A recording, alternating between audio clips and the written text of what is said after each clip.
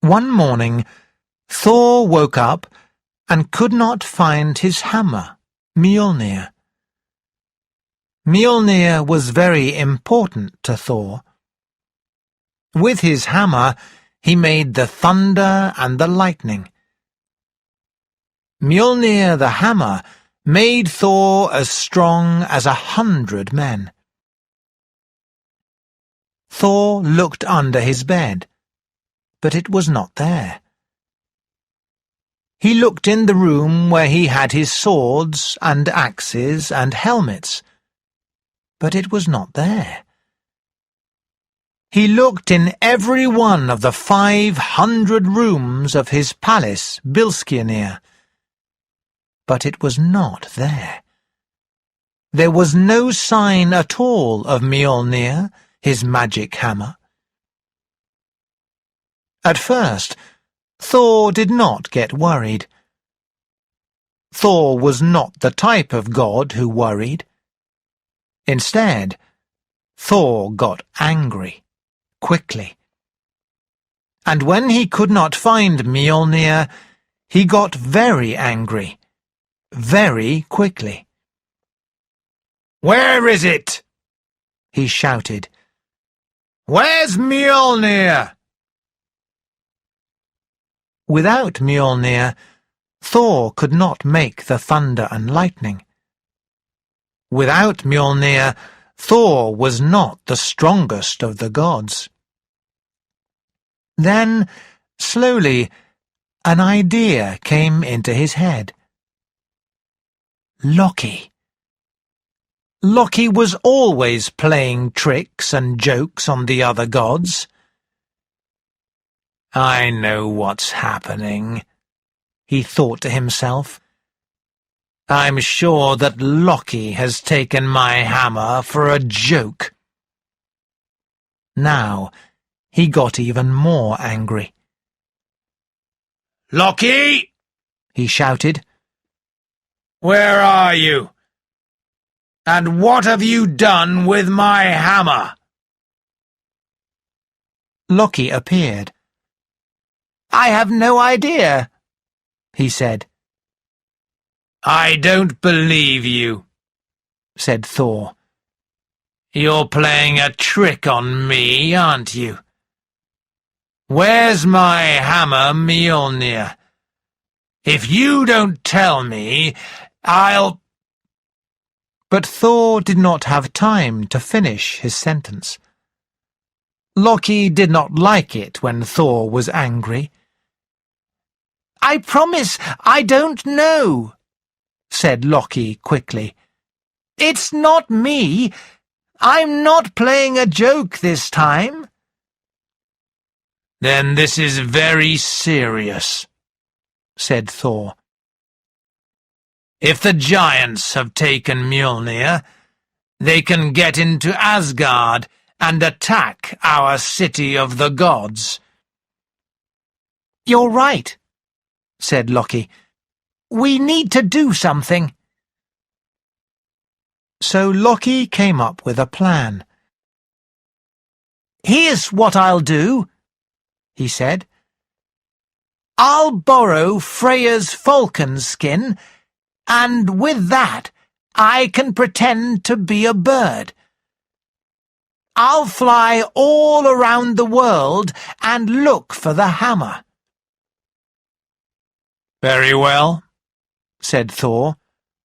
"Off you go, and be quick." Loki took the goddess's magic falcon skin, and when he put it on, he became a bird, a large falcon. He flew all around Asgard and Midgard, looking for the hammer. But he did not find anything. Then he went to Jotunheim, where the giants lived, and there he saw the king of the giants, Thrym. Thrym was looking very happy. He was smiling and singing a little song to himself. Loki took off the falcon skin and became himself again. "So?" Loki asked the giant. "Where is it?" "Where is what?" replied Thrym. "You know what I'm talking about," said Loki. "Where is Mjolnir, the magic hammer you've taken from Thor?" The giant told the truth. "Ha!" He laughed. "Yes, it's true. I took the hammer from Thor while he was fast asleep. He didn't see a thing. He's not very clever for a god, is he?" "It's ours," said Loki. "Return it to us, right now." "No way," replied Thrym. "If you don't give it to us at once, the gods will attack you," said Loki angrily. "You know that you can't fight against me if I have the hammer Mjolnir," said Thrym. "I will be much stronger. I will win." Loki said nothing. He knew that Thrym was right. "Very well, then," he said. "I have an idea. Listen, if we give you something else, then will you give us Mjolnir?" Said Thrym. "That's not a bad idea. After all, it's not Mjolnir that I want." "No?" asked Loki. "What is it that you want?" "The goddess Freya. She's the most beautiful woman I've ever seen," said Thrym. "I want to marry the goddess Freya." "So," said Loki, "if you can marry Freya, will you give us the hammer?" "Exactly right," said Thrym. "I'll see what I can do," said Loki, and flew off to return to Asgard. "Not a chance," said Freya. "No way." "Please," said Loki, and all the other gods with him. "If you marry Thrym, he'll give us the hammer, and the giants won't attack Asgard." But Freya did not want to hear of it. "There's no way I'm going to marry an ugly old giant only to make all of you happy," she shouted. It was impossible. Even though the gods asked and asked, Freya simply refused to marry the giant Thrym. "She's right," said Odin after a long time. "We'll have to think of another plan. What can we do?" The gods all thought hard for a long time, until Loki had an idea. "I know," he said. "Why doesn't Thor marry Thrym?" "What?" said all the other gods. "What are you talking about? Thrym the giant wants to marry the most beautiful woman there is, not a big man with a beard like Thor," said Odin. "That's true," said Loki.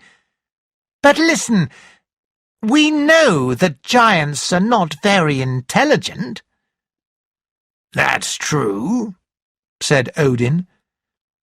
"And Thrym is a very stupid giant," continued Loki. "That's true," said the other gods. "So what we do is this. We put a wedding dress on Thor and a bride's veil so Thrym can't see his face," said Loki. "Then we go to Jotunheim and tell him Thor is Freya." The other gods all laughed at the idea, but they liked it. "Yes," they said, "this could work." "Then, when Thrym gives us Mjolnir," Loki said, "we take it quickly and run away."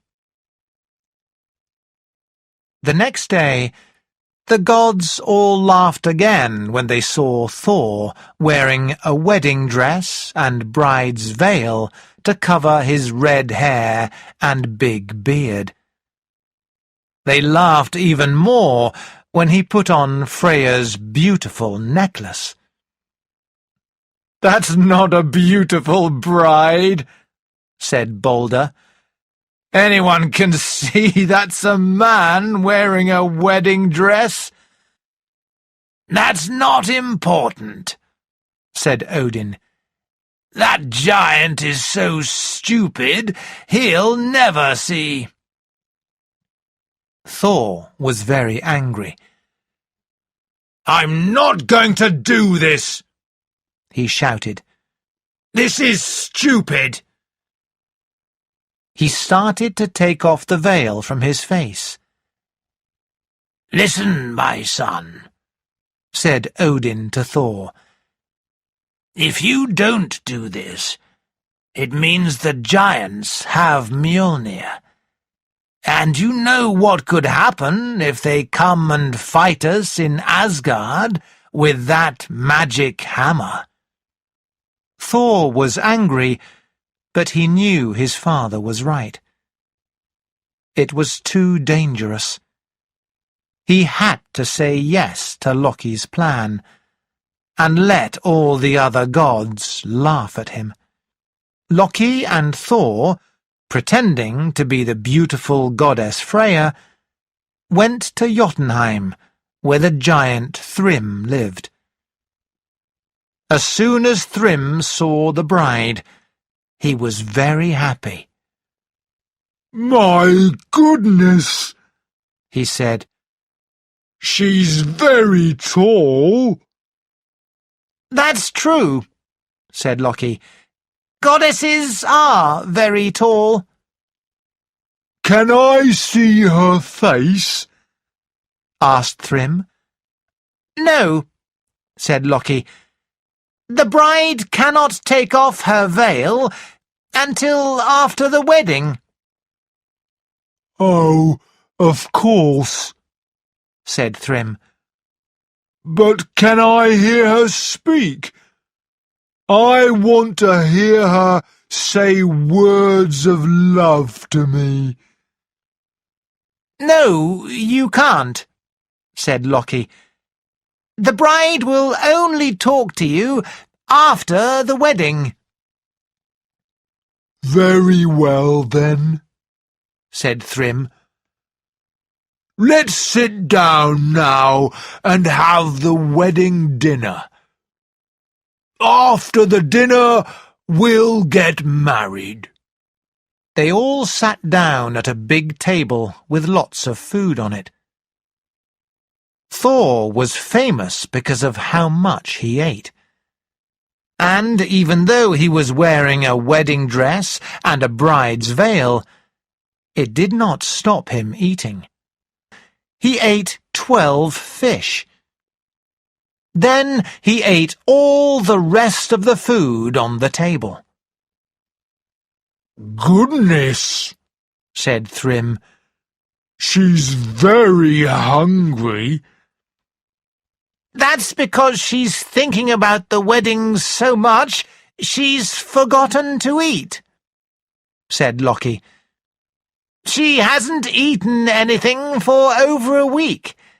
But now she's seen you, she's hungry again. Thor ate lots, but under the veil he was very angry.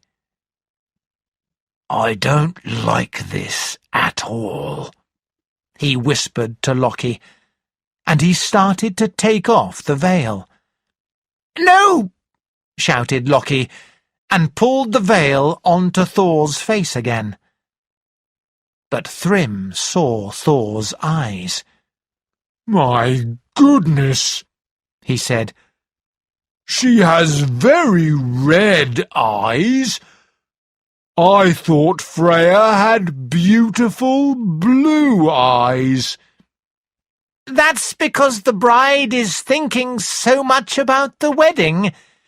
She hasn't slept for 3 nights," said Loki. "I understand," said Thrym. "So now we have eaten, let's get married." "Very well," said Loki. "But first, remember your promise. You must return the hammer Mjolnir to us." "Of course," said the giant. He took out the big magic hammer and put it on the table. As soon as Thor saw his hammer again, he could not stop himself. He jumped up, took off the bride's veil, took his hammer, and laughed. "Ah!" he said to Thrym. "Surprised now, are you?" He lifted the hammer and hit the giant on the head with it. "And don't try that again," Thor shouted to Thrym. Then Thor and Loki returned to Asgard with the hammer Mjolnir. "Don't tell anyone that I wore a wedding dress," said Thor to Loki. "I looked stupid." "Ha!" laughed Loki.